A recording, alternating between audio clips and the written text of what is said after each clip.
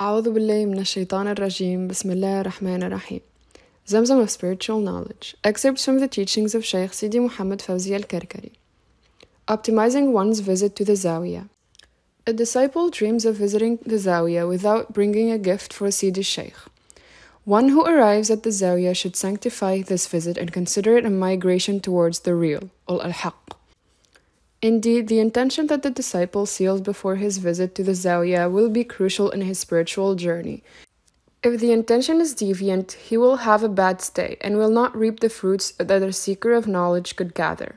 Practically, every disciple in renunciation or tajreed must constantly review his intention, as often as possible. He must also exercise greater control over his heart and limbs, here than in any other place, doing so as frequently as 360 times a day. He should question every step he intends to take. Does it align with the journey? Yes or no? The disciple should know that if his start in the journey is enlightened and fulfilling, his end will be too.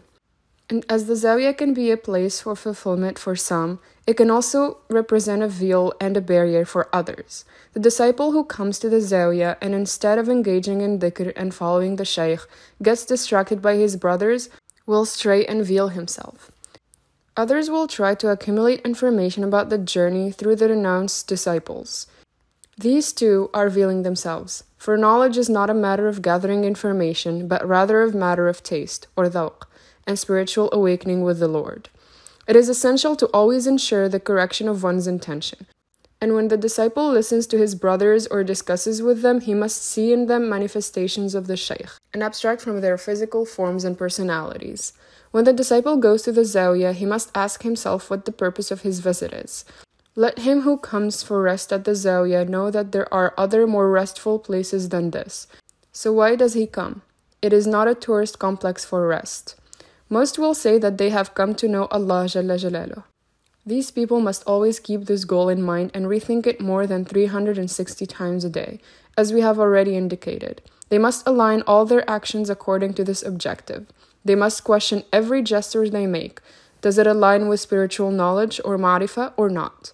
He who wants to be in constant connection with Allah Jalla Jalaluh must control his nafs at every moment. The disciple should only associate with another disciple when he sees that he can help him achieve his goal, the knowledge of Allah Jalla Jalaluh, or Ma'rifatullah. Otherwise, he must avoid and flee everything that can distract him from his primary objective. He who comes to the Zāwiya must do so with a heart empty of sciences and devoid of information. For he who comes loaded with experiences or his science will try to educate others while he himself comes to be educated. This disciple is in difficulty and even in danger because he takes the role of the Shaykh.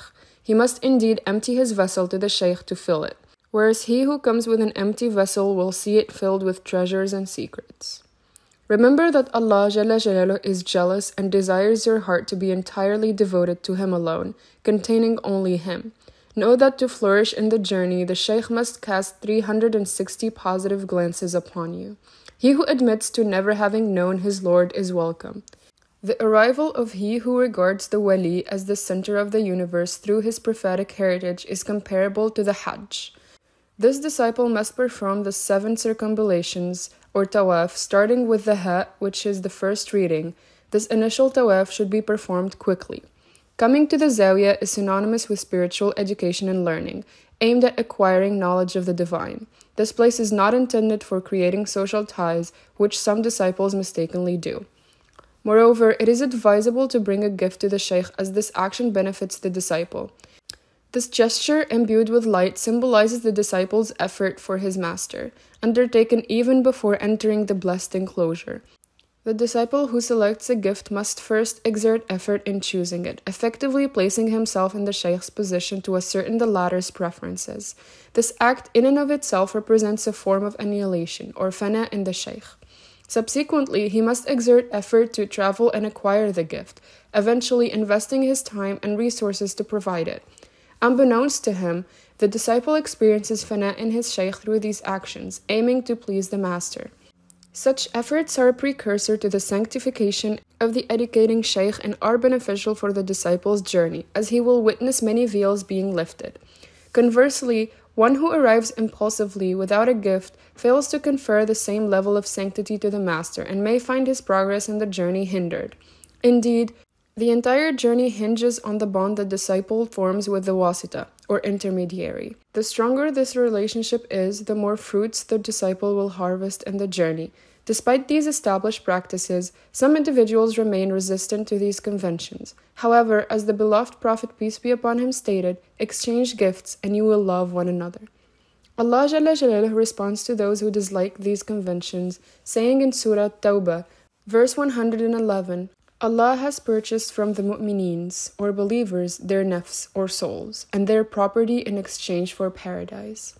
Everything the disciple offers in the path of Allah Jalla Jalaluhu is there to fulfill this sacred exchange. Additionally, it is important to note that if the wali asks a disciple to prolong his stay in the Zāwiya, it is to let him reap the best fruits of his journey. Therefore, he should accept without hesitation. The Shaykh is best positioned to decide on the duration of each disciple's stay. Beyond this period, staying in the Zāwiya will not bring even a crumb of knowledge of Allah Jalla Jalaluhu. The true knower of Allah, al-Arif Billah, is he who reaches the station of Lillah. He does everything for Allah Jalla Jalaluhu and will see all creation prostrate before him because he no longer sees the creation, but rather the one who created it. This disciple will prostrate for the command of Allah Jalla Jalaluhu and flee from all his prohibitions. In conclusion, before setting foot in the Zāwiya, it is imperative to set an intention directed towards the knowledge of Allah Jalla Jalaluhu, or Ma'rifatullah, and another towards spiritual fulfillment. Let him who comes for something else declare it from the start, for sooner or later we will unveil it.